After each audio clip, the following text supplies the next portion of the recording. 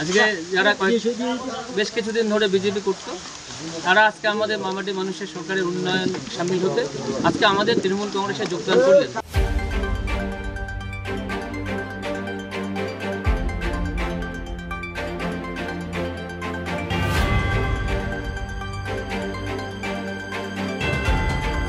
পঞ্চায়েত ভোটের দিনক্ষণ ঘোষণা হলেও ডুয়ার্সের চা বলয়ে দল বদলে হিড়িক শুরু হয়েছে।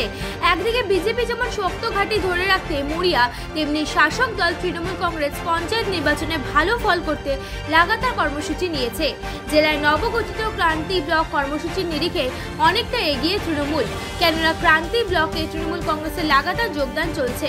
মঙ্গলবার সন্ধ্যায় বিজেপি ও সিপিআইএম ছেলে 9টি পরিবার তৃণমূল কংগ্রেসে যোগদান করে। ক্রান্তি ব্লকের চেংরাবাড়ি গ্রাম পঞ্চায়েতের পূর্ব দোলাইগাঁও এলাকায় এই যোগদান সভায় যোগদানকারীদের হাতে দলীয় পতাকা তুলে দেন ক্রান্তি ব্লক তৃণমূল কংগ্রেসের সভাপতি মহাদেব রায়। এছাড়া উপস্থিত ছিলেন ক্রান্তি পঞ্চায়েত সমিতির সভাপতি পঞ্চানন রায়, অঞ্চল সভাপতি আব্দুল সামেদ সহ অনেকে।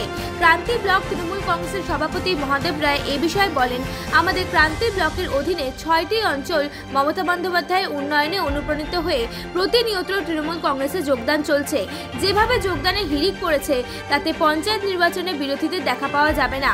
অন্যদিকে এক যোগদানকারী এ বিষয়ে জানান, রাজ্য সরকারের একাধিক সরকারি কর্মচারী সুবিধা পাচ্ছি, এরকম মুখ্যমন্ত্রী হয়তো আর পাওয়া যাবে না, তাই তাদের তৃণমূল কংগ্রেসে যোগদান।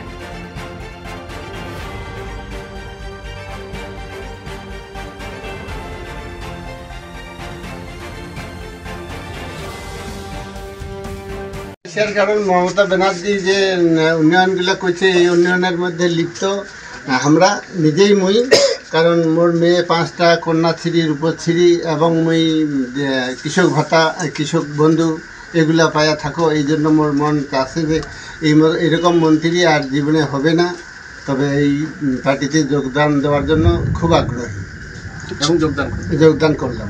ধন্যবাদ।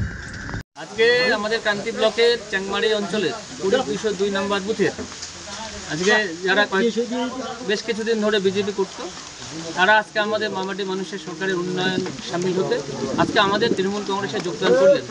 এবং শুধু আজকেই নয়, আমাদের পরপর এখানে এই বুথে বেশ কয়েকটা আমাদের জয়েনিং সভা এখানে হয়েছে। তাই আজকের এই জয়েনিং সভায় যারা আমাদের নতুনভাবে যোগদান করলেন তাদেরকে আমরা ক্রান্তি ব্লক তৃণমূল কংগ্রেসের পক্ষ থেকে আমরা তাদেরকে স্বাগত জানাচ্ছি। আগামী দিন তারা তৃণমূল কংগ্রেসকে শক্তিশালী করবার জন্য এবং মামাটি মানুষের সরকারের উন্নয়নকে আরও বেশি করে ঘরে ঘরে পৌঁছে দেওয়ার জন্য তারা সহযোগিতা করবেন। তাই আমরা তাদেরকে আজকে স্বাগত জানাই, তাদের হাতে আজকে আমরা দলীয় পতাকা তুলে দিই।